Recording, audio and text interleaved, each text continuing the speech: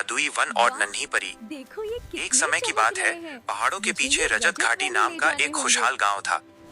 गांव के पास ही एक बहुत पुराना और घना जंगल था, जिसे लोग जादुई वन कहते थे।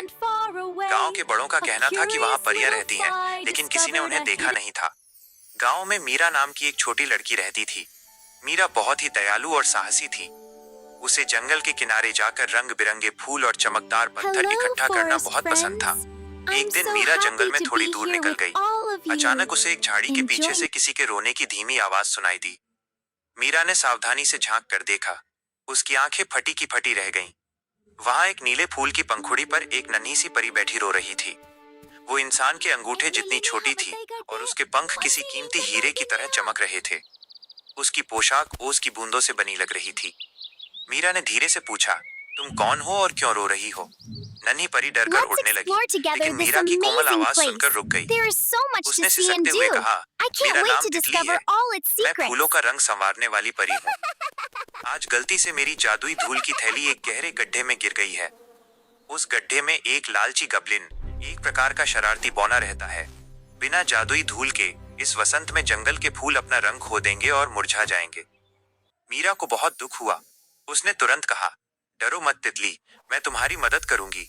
मुझे बताओ वो गड्ढा कहाँ है? तितली परी मीरा को एक पुराने बरगद के पेड़ के पास ले गई, जहाँ जड़ों के बीच एक अंधेरा गड्ढा था। मीरा ने अपनी जेब से एक लंबी रस्सी निकाली, जो वो हमेशा अपने साथ रखती थी, और उसे पेड़ से बांधकर गड्ढे में उतरने लगी। गड्ढे के अंदर एक अजीब सी हरी रोशनी थी। वहां एक बेडौल नाक चढ़ा गबलिन बैठा था, जो परी की सुनहरी धूल की थैली को एक खिलौने की तरह उछाल रहा था। मीरा ने गबलिन को देखा और उसे एक तरकीब सूझी। वो जानती थी कि गबलिनों को चमकदार चीजें बहुत पसंद होती हैं। मीरा ने अपनी दूसरी जेब से एक कांच का टुकड़ा निकाला, जो सूरज की रोशनी में इंद्रधनुष की तरह चमकता था। उसने गबलिन से कहा, अरे ओ गबलिन, तुम्हारे पास जो ये धूल की पुरानी थैली है, उसके बदले क्या तुम ये जादुई इंद्रधनुषी पत्थर लेना चाहोगे? ये अंधेरे में भी चमकता है। गबलिन ने उस चमकदार कांच के टुकड़े को देखा और उसकी आंखें लालच से भर गईं। उसने तुरंत धूल की थैली फेंक दी और मीरा के हाथ से कांच का टुकड़ा छीन लिया।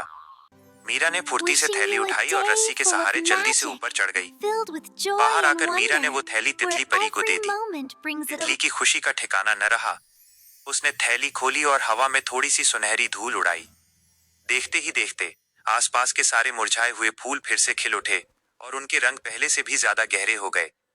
तितली परी ने मीरा के गाल को चूमा और कहा, धन्यवाद मीरा, तुमने आज पूरे जादुई वन को बचाया है। तुम्हारी बहादुरी और सूझबूझ के लिए मैं तुम्हें एक वरदान देती हूँ। परी ने अपनी छोटी सी छड़ी घुमाई। आज से तुम जब भी चाहो हम परियों को देख सकोगी और जानवरों व पौधों की भाषा समझ सकोगी। इतना कहकर तितली परी फूलों के बीच गायब हो गई। मीरा खुशी खुशी गांव लौट आई। उस दिन के बाद से जब भी वो जंगल जाती, उसे हवा में परियों की हंसी सुनाई देती और फूल उसके स्वागत में सिर झुकाते थे। मीरा का जीवन जादू और खुशियों से भर गया। सीख, बहादुरी और बुद्धिमानी से बड़ी मुसीबत का सामना किया जा सकता है।